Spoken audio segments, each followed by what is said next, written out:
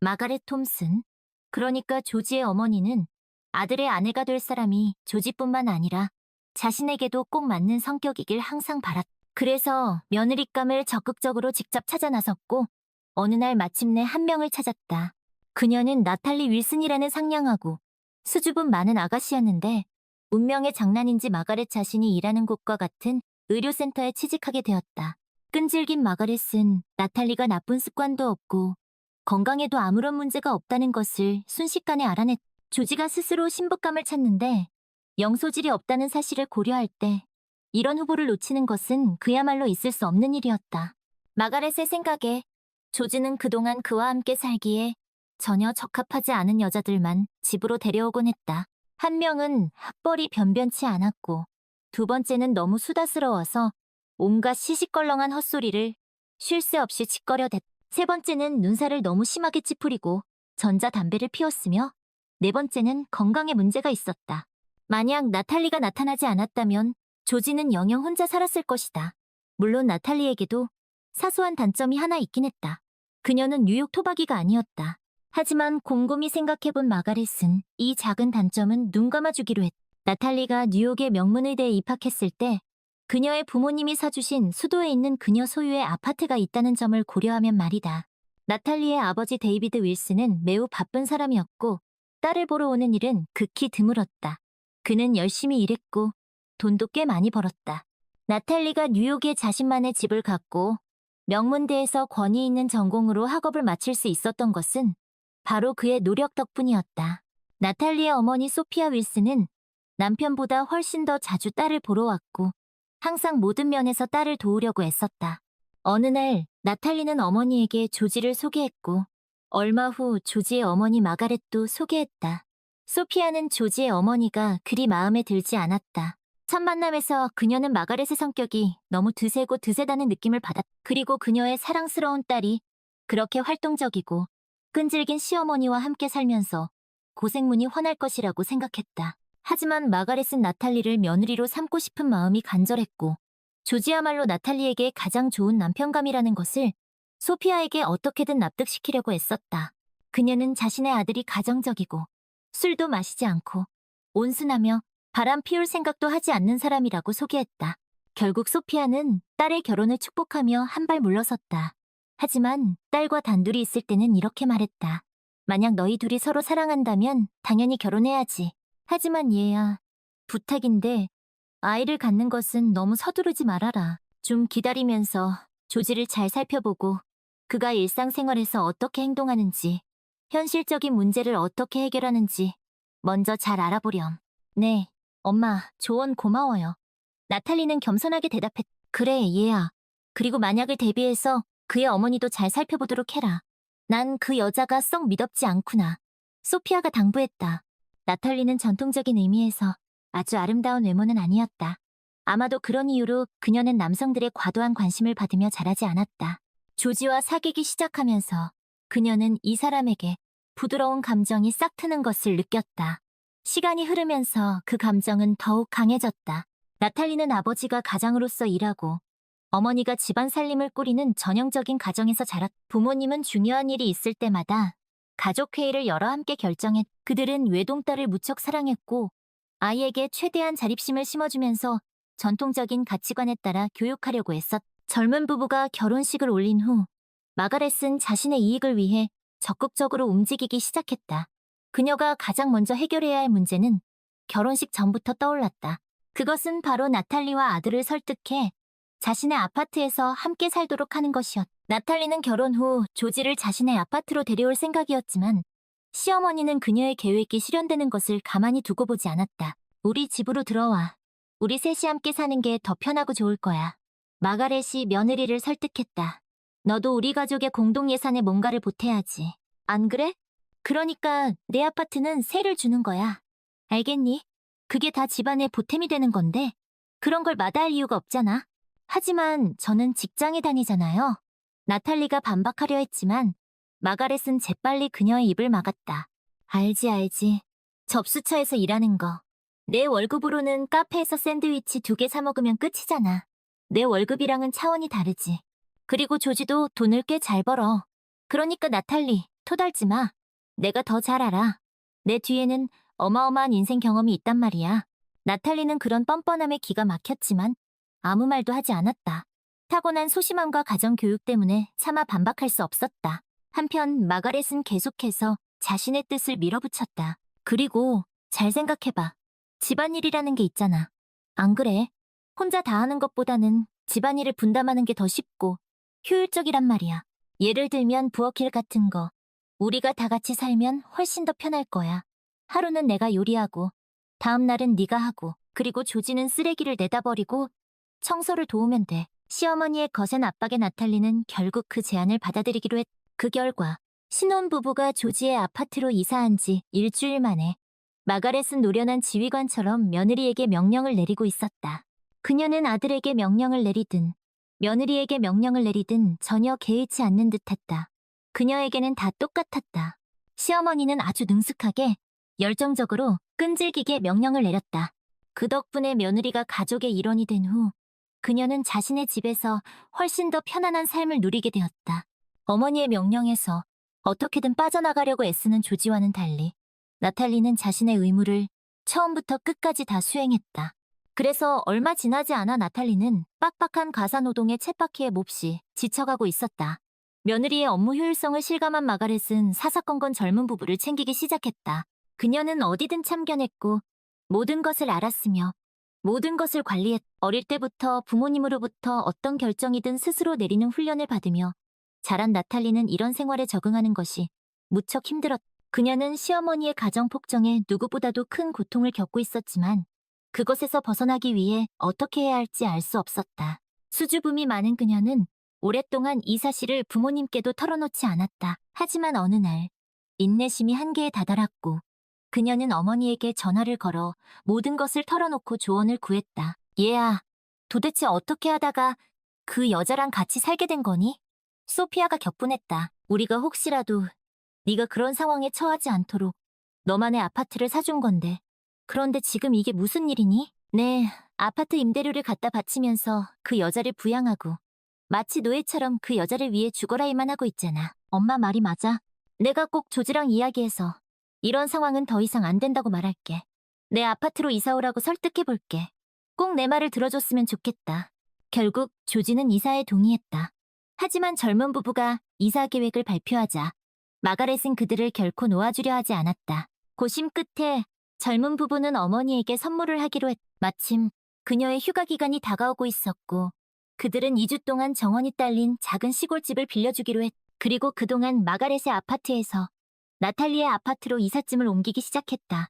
마가렛이 최근 시골에 있는 자신만의 작은 정원을 꿈꾸기 시작했기 때문에 이 계획은 성공적이었다. 휴가에서 돌아온 그녀는 기분이 아주 좋았고 푹 쉬었고 쾌활했. 아마도 자연의 힘이 그녀에게 매우 긍정적인 영향을 미친 것 같았다. 그리고 이제 그녀가 아파트에 혼자 살게 되었다는 생각조차도 그녀에게 불쾌한 감정을 불러일으키지 않았다. 하지만 그것은 아주 잠시뿐이었다. 평일의 일상이 다시 마가렛의 의식을 사로잡았고 얼마 지나지 않아 그녀는 자식들의 관심에 대한 자신의 권리를 다시 주장하기 시작했다. 그녀는 점점 더 자주 나탈리의 아파트에 오기 시작했고 마침내 그녀의 방문은 매일같이 이어졌다. 자식들의 집에 오면 그녀는 혼자 사는 것이 얼마나 힘든지, 집안 살림과 정돈을 혼자 힘으로 꾸려나가는 것이 얼마나 힘겨운지에 대해 불평하기 시작했다. 그래서 저희가 어떻게 도와드리면 될까요? 어느 날 나탈리의 신경이 마침내 폭발했다. 나탈리는 시어머니의 매일같이 이어지는 방문과 늦은 저녁까지 계속되는 몇 시간 동안의 푸념을 들어주는 것에 진저리가 나기 시작했다. 이사를 왔는데도 사실상 바뀐 것이 하나도 없다는 생각이 들었다. 시어머니는 여전히 이곳에 그들과 함께 있었고 여전히 이것저것 가져다 달라고 명령하고 있었다. 내가 그걸 어떻게 알겠니? 나탈리의 돌발 질문에 마가렛은 당황하며 말했다. 아마도 너희에게 휴식이 필요한 것 같구나. 네, 의심할 여지 없이 휴식이 필요해요. 저는 조지와 저를 보내주셨던 그 휴가를 자주 생각해요. 그곳이 얼마나 좋았는지 몰라요. 저는 이제 그 추억으로만 살고 있어요. 나탈리는 시어머니의 말을 듣고 무슨 수를 써서라도 이 문제를 단번에 해결하기로 결심했다. 같은 날, 그녀는 남편에게 물었다. 조지 어머니가 그렇게 시골 생활과 자신의 정원을 가꾸는 것을 좋아하시는데 왜 아직도 거기에 대해 신경 쓰지 않으셨던 거예요? 나탈리, 당신도 알다시피 예전에는 어머니가 자연 속에서 사는 것에 대한 그런 열망을 보이신 적이 없었어. 아마도 나이가 드셔서 그런가 봐. 사람의 습관은 시간이 지나면서 변하잖아. 나도 어머니가 시골에서의 휴가에 얼마나 감동하셨는지 보고 깜짝 놀랐어. 여보, 우리 둘이 그 문제에 대해 생각해보는 게 어때? 어머니께 교회에 집을 사드리는 건 어떨까? 무슨 돈으로 집을 사? 조지가 어이없다는 듯 되물었다. 우리 부모님이 사시는 곳에 아주 상태가 좋은 방 2개짜리 아파트가 있어. 그건 내 이름으로 되어 있고 어머니 쪽 할머니 할아버지께 물려받은 거야. 그걸 팔아서 당신 어머니가 꿈꾸시는 대로 정원이 있는 교회에 집을 사드리자. 어머니께서 거기서 자연과 함께 사실 수 있도록 말이야. 어떻게 생각해? 조지는 아내의 제안을 곰곰이 생각했다. 그리고 다음 날, 그 제안을 어머니와 의논했다. 마가렛은 그 아이디어에 완전히 열광했다. 그녀의 두 눈이 빛났, 더 이상 미루지 않고 그녀는 즉시 행동하기로 했. 나탈리, 내가 모든 공고를 다 살펴봤는데 우리에게 딱 맞는 것을 찾은 것 같아. 마가렛이 며느리에게 말했다. 토요일에 우리 둘 다 쉬니까 그 집을 보러 가야겠어. 그리고 내 아파트를 파는 건 누워서 식은 죽 먹기지. 네가 사는 그 작은 도시에 내 친구가 한 명 있는데 부동산 중개업자야. 그 친구는 자기 일을 아주 잘 알아서 당장 내일이라도 구매자를 데려올 거야. 마가렛은 너무나도 의욕에 넘쳤고 나탈리는 그녀에게 일어난 변화에 깜짝 놀랐다. 시어머니는 마치 젊어진 것 같았다. 이제 그녀는 자신이 별장에 심을 이국적인 꽃과 식물에 대해 몇 시간이고 제잘거리기 시작했다. 그리고 반드시 은퇴해서 자연 속에서 남은 인생을 손주들을 돌보며 보내겠다고 다짐했다. 나탈리는 교회에 별장과 정원이 딸린 집을 사기 위해 자신의 아파트를 파는 문제에 대해 부모님과 의논했다. 나탈리는 자신의 아파트를 파는 문제에 대해 부모님과 의논했다. 부모님은 신선한 공기를 마시는 것이 젊은 부부와 미래의 손주들의 건강에 긍정적인 영향을 미칠 것이라고 생각하여 동의했다. 아파트 매매와 관련하여 나탈리에게는 정말 운이 좋았다. 공고를 낸 바로 다음 날 구매자가 나타난 것이다. 하지만 시어머니가 고른 시골집을 사기에는 무르천리의 스레스터이 부족했다. 뭔가 더 보태야 할 것 같아. 나탈리가 남편과 시어머니에게 설명했다. 나한테 20만 달러가 있어. 몇 년 동안 모은 거야. 조지가 아내에게 고백했다. 가져가 기꺼이 줄게. 좋은 일에 쓰는 거니까. 하지만 여전히 부족해. 얘야, 나탈리. 너 할머니, 할아버지께 차고도 물려받았다고 하지 않았니? 그것도 팔 수 있지 않겠어? 네, 맞아요. 할아버지께서 유언으로 남겨주신 차고가 하나 있어요. 근데 그게 왜 필요하신지는 잘 모르겠어요. 옳은 말이다. 얘야. 마가렛이 대화에 끼어들었다. 너한테는 전혀 필요 없는 물건이야. 당장 팔아버리자. 안 그러면 그 집을 누가 사갈지도 몰라. 지금도 줄을 서 있다니까. 나탈리는 지금 이 교회의 집을 사지 않으면 마가렛이 계속해서 그들을 찾아와 푸념을 늘어놓을 것이라는 것을 잘 알고 있었다. 나탈리는 자신이 이미 겪었던 그 지옥을 떠올리고 잠시 생각에 잠겼다. 시어머니가 다시 모든 것을 통제하고 그들을 가르치려 드는 것을 네오셸이 그녀는 허락할 것인가? 그렇게 되면 그들의 결혼 생활, 더 나아가 그들의 행복까지도 위태로워질 것이다. 그래서 그녀는 서둘러 할아버지의 차고를 팔았고 별장을 사기 위해 나머지 금액을 보탰다. 교회의 집으로 이사한 후 시어머니는 일주일 내내 행복감에 젖어 날아다니는 듯했다. 하지만 그 행복감은 얼마 지나지 않아 맹렬한 활동 욕구로 바뀌었다. 나탈리, 우리 서두르자. 아직 심기에 늦지 않았어.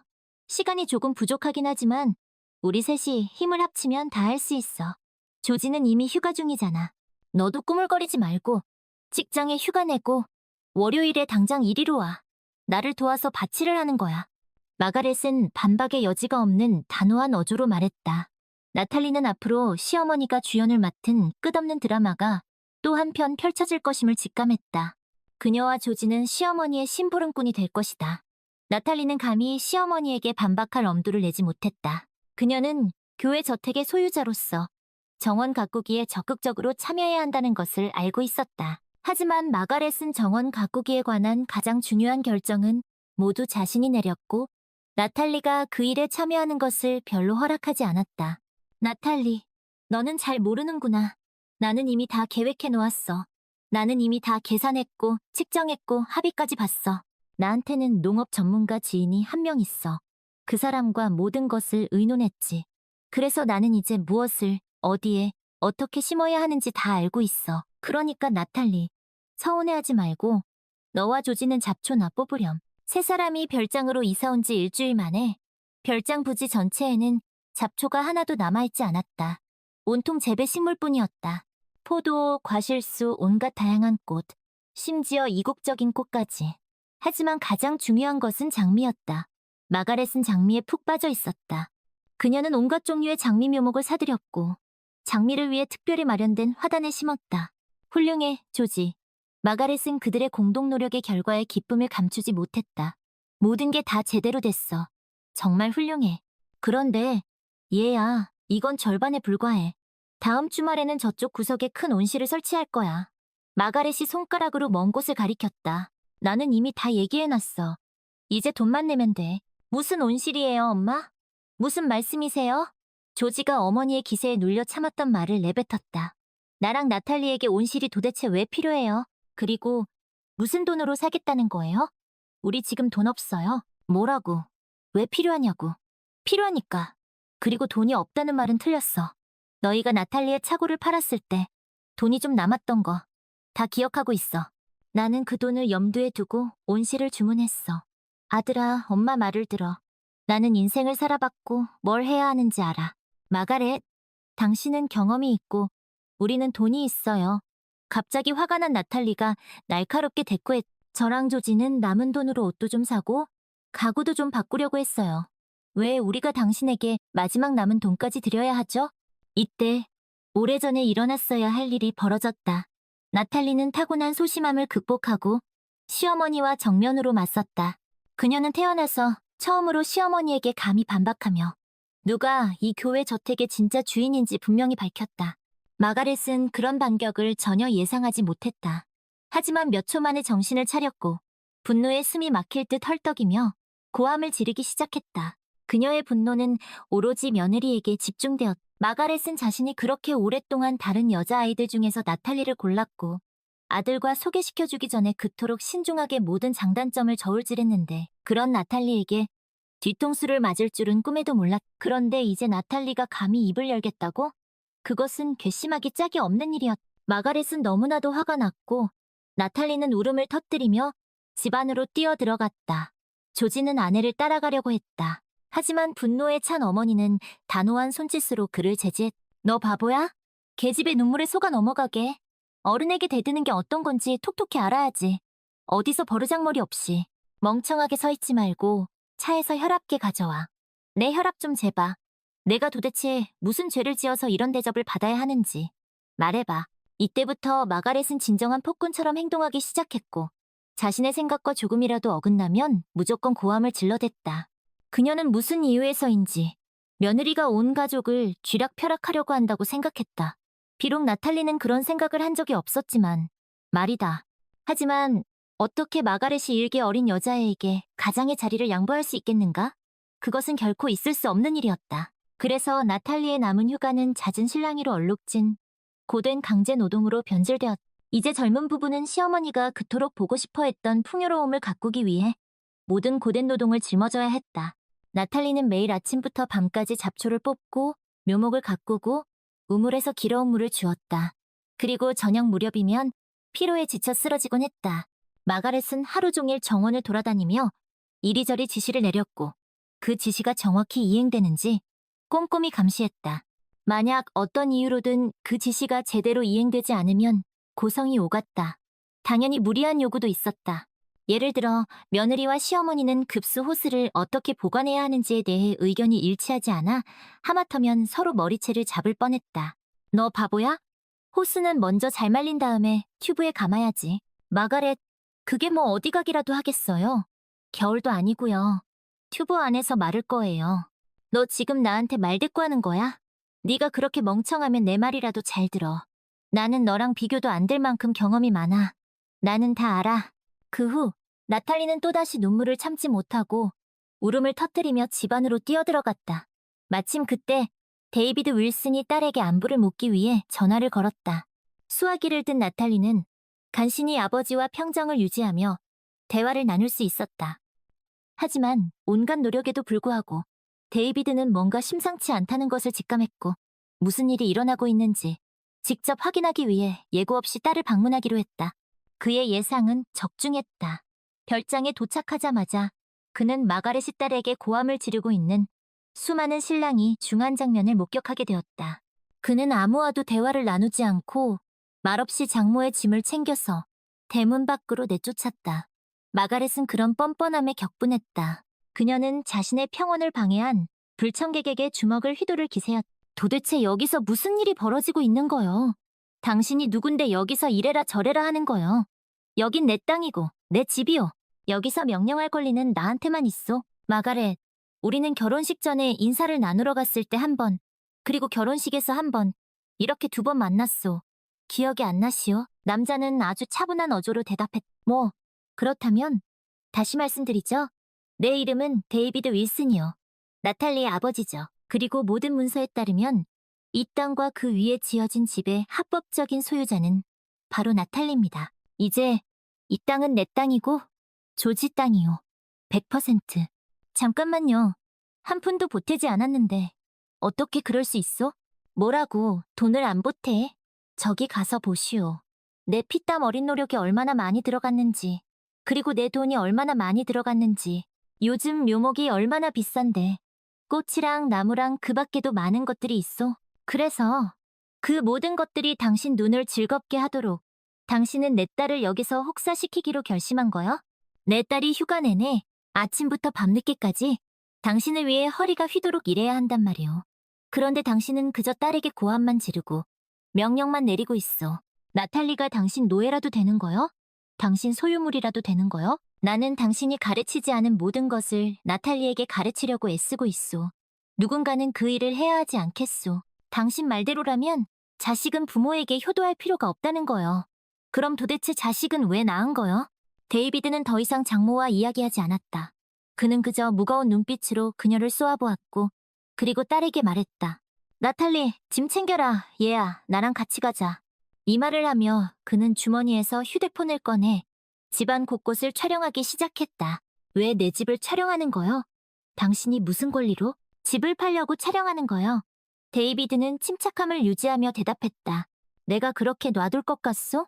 도대체 무슨 짓을 하는 거야? 마지막 질문은 아마도 마가렛이 스스로에게 던진 질문인 듯했다. 나탈리, 내 아버지께 말씀드려. 당장 꺼지라고. 마가렛은 단단히 화가 났다. 조지, 너는 우리와 함께 가겠니? 나탈리가 남편에게 물었다. 아니면 어머니와 함께 남겠니? 조지는 아무 말도 하지 못했다. 그는 그저 멍하니 서 있을 뿐이었다. 그는 어떻게 해야 할지 알 수 없었다. 하지만 어머니가 그를 대신해서 대답했다. 조지는 당연히 여기 나랑 함께 있을 거야. 그리고 너, 이 독사 같은 것 내가 톡톡히 복수해 줄 테다. 20분 드리겠소. 데이비드가 명령했. 그 후에도 당신이 여기서 나가지 않으면 경찰을 부르겠소. 그럼 당신은 강제로 여기서 쫓겨나게 될 거요. 나탈리 아버지의 말은 조지와 그의 어머니에게 큰 충격을 주었다. 그래서 마가렛은 아들과 함께 투덜거리며 증오에 찬 눈빛을 던지며 별장을 떠났다. 그들은 버스를 타고 뉴욕으로 돌아갔다. 아버지와 딸은 그의 차를 타고 도시로 돌아왔다. 하지만 떠나기 전에 그들은 마가렛과 조지에게서 집 열쇠를 빼앗았다. 조지는 돌아오는 길 내내 아무 말도 하지 않았고 몹시 당황한 것처럼 보였다. 한편으로는 아내의 편이었지만 다른 한편으로는 어머니의 편이기도 했다. 이 순간 나탈리는 자신이 그와 결혼한 것을 너무 서둘렀다는 것을 깨달았다. 남편에게 덤으로 따라온 제정신이 아닌 시어머니도 모자라 남편은 무능력한 배신자였다. 이틀 후 조지가 나탈리에게 돌아왔다. 나탈리는 처음에 그가 용서를 빌러온 줄 알았지만 그는 뜻밖에도 멋쩍은 표정으로 자신의 물건을 챙기러 왔다고 말했다. 나탈리, 미안해. 조지가 머뭇거리며 말했다. 엄마가 내 물건을 챙겨오라고 하셨어. 알았어. 조지, 가져가. 나탈리는 한때 사랑했던 남편이 자신의 소지품을 챙기는 모습을 의아하게 바라보았다. 칫솔, 쓰레기 봉투, 그리고 나탈리가 선물했던 면도용 거품까지. 조지는 10분 만에 짐을 다 챙겼고 그리고는 멋쩍은 표정으로 나탈리를 바라보며 말했. 그럼 안녕? 잘 가. 나탈리는 차분하게 대답했다. 바로 그때 초인종이 울렸다. 조지는 습관처럼 현관문을 열었고 데이비드와 마주쳤다. 안녕하세요. 사위는 머뭇거리며 인사했고 곧바로 계단으로 뛰쳐나갔다. 무슨 일로 왔던 거니? 데이비드가 물었고 나탈리는 그를 향해 선반 쪽을 가리켰다. 자기 양말이랑 속옷 챙기러 왔어요. 심지어 바닥 닦는 낡은 걸레까지 가져갔어요. 주머니에 곡물이라도 흩뿌려주지 그랬어. 살림에 다 보탬이 될 텐데. 데이비드가 씁쓸하게 웃었다. 현관 앞에서 마가렛을 봤어. 택시 안에 앉아서 아마도 자기 아들을 기다리고 있었나 봐. 그리고 말 그대로 몇 분 후 초인종이 다시 울렸다. 이번에는 마가렛 본인이었다. 아마도 그녀는 데이비드가 바로 이 시간에 이곳에 있다는 것을 몰랐던 것 같았다. 그래서 그녀는 며느리를 단단히 혼내주려고 찾아온 것이었다. 내 아들이 이혼 소송을 제기할 거다. 우리는 법정에서 이혼하게 될 거야. 그리고 그 집은 절대 내 차지가 되지 않을 거다. 꿈도 꾸지 마. 나탈리가 현관문을 열자마자 시어머니가 소리쳤다. 무슨 뚱딴지 같은 소리요? 갑자기 데이비드가 대화에 끼어들었. 이 땅과 집은 내 딸이 자신의 돈으로 산 거요. 결혼한 여자가 무슨 자신의 돈이 있다는 거요? 있을 수 있어? 아주 간단하오. 나탈리는 할아버지와 할머니께 차고와 아파트를 물려받았어. 그 부동산을 팔아서 그 돈으로 이 땅과 집을 산 거요. 매매 대금은 350만 달러요. 당신 돈은 고작 20만 달러. 당신 아들이 몇 년 동안 모은 돈이요. 그리고 우리는 그걸 증명하는데 아무런 어려움이 없을 거요. 거짓말. 이 집은 조지가 산 거요. 전액 자기 돈으로. 그리고 이것 좀 보시오. 마가렛이 의기양양하게 말했다. 나는 이 종이를 법원에 제출할 거요. 이 말을 하며 마가렛은 사돈의 코앞에서 어떤 종이를 흔들어댔. 데이비드는 그녀의 손에서 그 문서를 낚아챘고 자세히 살펴보기 시작했다. 자, 증여, 금전, 수령, 영수증. 그가 소리내어 읽었다. 그래서 당신이 아들에게 증여했다는 그 돈은 지금 어디 있어? 사돈 양반. 내 보기에 당신은 정신지체 장애가 있는 것 같소. 그 돈은 이 땅과 집에 투자했다고 이미 말했잖소. 나는 판사가 우리 편을 들어줄 거라고 확신하오. 아무튼 우리는 뉴욕 토박이고 당신들은 시골에서 올라온 촌뜨기들이니 당신들에게는 승산이 없소. 마가렛, 데이비드가 진심으로 웃었다. 법적으로 구매자는 자신의 계좌에서 대금을 지불한 사람이요. 나는 모든 서류를 가지고 있어. 그리고 우리가 법원에 제출할 서류도 바로 그 서류요. 당신이 내게 보여주는 건 가짜 문서에 불과하오. 당신들이나 잘 먹고 잘 사시오. 마가렛이 격분하여 소리쳤다. 나는 그렇게 이 정원, 이 장미들을 꿈꿨는데. 마가렛은 순식간에 등이 굽었고 풀이 죽었다. 그녀는 말없이 문 쪽으로 돌아섰고 며느리의 아파트를 떠났다. 데이비드는 그저 그녀가 나간 후 문을 쾅 닫았. 엄마, 정말 바보 같아. 계단 아래에서 조지의 목소리가 들려왔다. 내가 말했잖아. 그 가짜 서류로 망신만 당할 거라고. 얘야, 내 남편이 그래도 자기 생각이 있긴 하구나.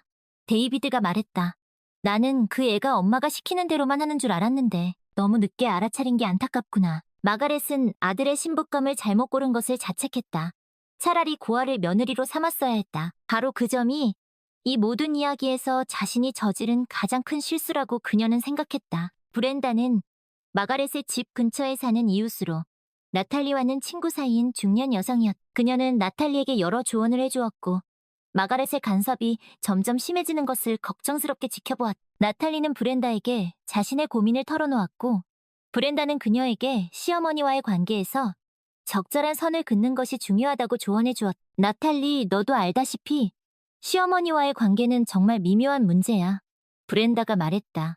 특히 너처럼 착하고 배려심 많은 며느리라면 더욱 그렇지. 하지만 너 자신의 행복과 가정을 지키기 위해서는 때로는 단호해질 필요도 있어. 나탈리는 브렌다의 말에 공감하면서도 시어머니에게 대놓고 반기를 드는 것이 옳은 일인지 확신이 서지 않았다. 그녀는 갈등을 싫어했고 무엇보다 남편 조지가 곤란해지는 것을 원치 않았다. 조지는 어머니에게 약했고 어머니의 뜻을 거스르는 것을 몹시 두려워했기 때문이다. 하지만 브렌다, 어떻게 해야 할지 모르겠어. 어머니는 항상 좋은 의도로 말씀하시는 것 같고 나도 어머니를 실망하게 하고 싶지 않아. 그리고 조지가 중간에서 힘들어하는 것도 싫고. 이해해, 나탈리. 하지만 너도 내 인생을 살 권리가 있어. 어머니의 뜻대로만 살 수는 없잖아. 네가 행복해야 가정도 행복한 거야. 조지도 그걸 알아야 해. 나탈리는 브렌다의 말에 용기를 얻어 조금씩 자신의 목소리를 내기 시작했다. 마가렛이 지나치게 간섭할 때면 정중하지만 단호하게 자신의 의견을 밝혔다. 처음에는 작은 변화였지만 나탈리에게는 큰 도전이었다. 한편 마가렛은 나탈리의 변화를 감지하고 더욱 교묘하게 그녀를 통제하려 했. 겉으로는 걱정하고 위하는 척하면서 은근히 자신의 뜻대로 움직이도록 유도했. 예를 들어 나탈리가 친구들과 저녁 약속이 있는 날이면 몸이 아프다고 꾀병을 부려 그녀의 마음을 불편하게 만들었. 나탈리, 나 오늘 몸이 너무 안 좋은데 아무래도 혼자 저녁을 먹어야 할 것 같구나. 너도 알다시피 내가 요즘 기력이 없어서. 마가렛은 가련한 표정으로 말했고 나탈리는 어쩔 수 없이 친구들과의 약속을 취소해야 했다.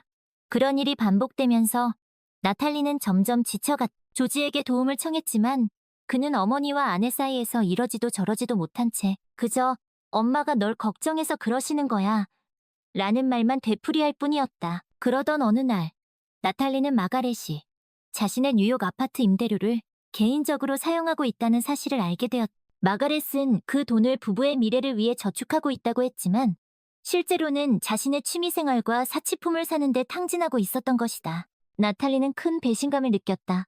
그동안 마가렛의 말을 믿고 그녀의 뜻에 따르려고 노력했던 자신이 바보처럼 느껴졌다. 나탈리는 더 이상 참을 수 없었고 마가렛에게 그동안의 불만과 실망을 모두 쏟아냈다. 어머니, 도대체 어떻게 이러실 수 있어요? 제 아파트 임대료를 그렇게 함부로 쓰시면 어떡해요? 저랑 조지의 미래를 위해 모으는 거라고 하셨잖아요. 마가렛은 나탈리의 격앙된 반응에 당황했지만 이내 침착한 표정을 지으며 말했다. 나탈리, 무슨 소리니? 나는 다 너희를 위해서 그런 거야. 그 돈으로 뭘 했는지 나중에 알게 되면 너도 나한테 고마워하게 될 거다. 고마워요? 뭘 고마워해야 하는데요? 어머니 마음대로 제 돈을 쓰신걸요? 이건 아니에요, 어머니. 이건 정말 잘못된 거라고요. 나탈리는 울먹이며 말했고 조지는 어쩔 줄 몰라 하며 두 사람 사이를 오갔. 여보, 진정해. 엄마가 다 설명해 주실 거야.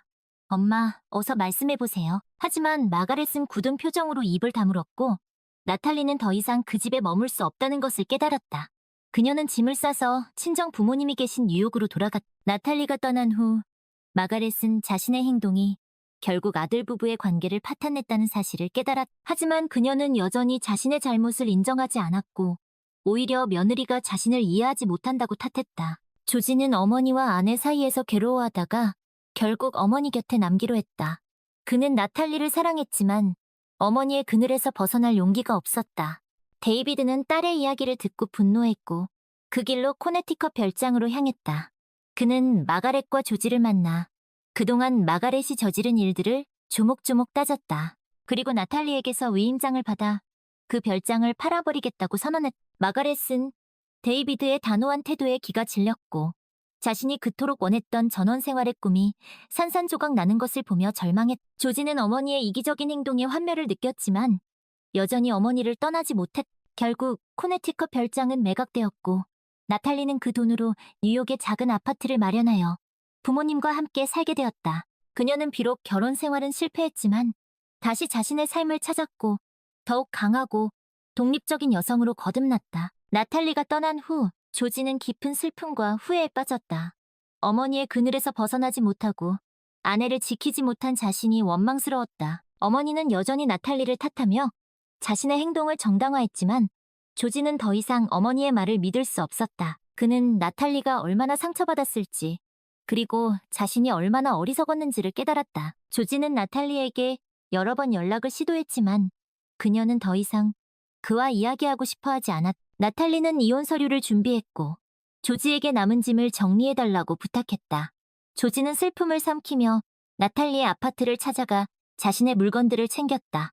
텅 빈 아파트는 그들의 짧았던 결혼 생활만큼이나 공허하게 느껴졌다. 조지가 짐을 챙기던 중 나탈리의 아버지 데이비드가 찾아왔다. 데이비드는 조지에게 싸늘한 눈빛을 보내며 그가 나탈리에게 얼마나 큰 상처를 줬는지 그리고 그의 어머니가 얼마나 이기적인 사람인지에 대해 이야기했다. 조지는 아무런 변명도 할 수 없었다.